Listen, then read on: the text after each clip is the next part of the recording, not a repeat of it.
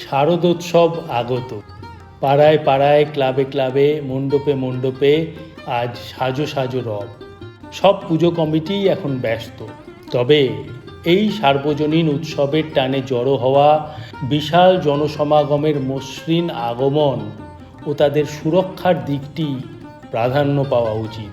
সে কারণেই সকল পুজো কমিটির উদ্দেশ্যে কোচবিহার জেলা পুলিশের পক্ষ থেকে কিছু আগাম জরুরি সতর্কবার্তা। মণ্ডপে ঢোকার ও বেরোনোর পথ প্রশস্ত করতে হবে।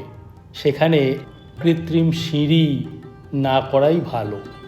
এন্ট্রান্স এবং এক্সিট দু জায়গাতেই পর্যাপ্ত আলো রাখাটা জরুরি। প্যান্ডেলের ভেতরে ও বাইরে অগ্নি নির্বাপক যন্ত্র রাখতে হবে। ছোট বড় সকল পুজো মণ্ডপে জেনারেটরের কানেকশন ও সিসিটিভি ইনস্টল করতে হবে, যাতে কোনো প্রকার অপ্রীতিকর ঘটনা সহজেই এড়ানো যায়। পুজোর এই কটি দিন ঝড় বৃষ্টি ইত্যাদি দুর্যোগ মোকাবিলায় প্রয়োজনীয় প্রস্তুতিও থাকা দরকার।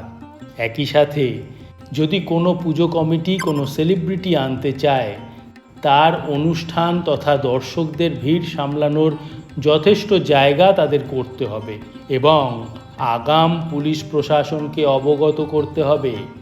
সকল ক্লাব ও পুজো কমিটিকে মেডিকেল টিম এবং ফার্স্ট এইডের বন্দোবস্তর পাশাপাশি দ্রুত অ্যাম্বুলেন্স আনার ব্যবস্থাও রাখতে হবে।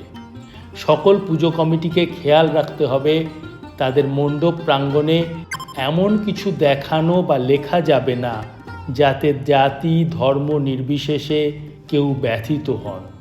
সবশেষে এবারের পুজো হোক গ্রিন ফেস্টিভ্যাল, যেখানে মণ্ডপের ভেতরে বাইরে প্লাস্টিক নিষিদ্ধ করা জরুরি। সাথে ডাস্টবিন রাখতেই হবে।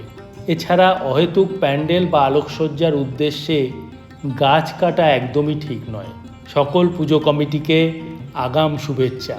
কোচবিহার জেলা পুলিশ বছরের প্রতিটা দিনের মতো এই পুজোতেও আপনাদের সাথে আছে, আপনাদের পাশে আছে।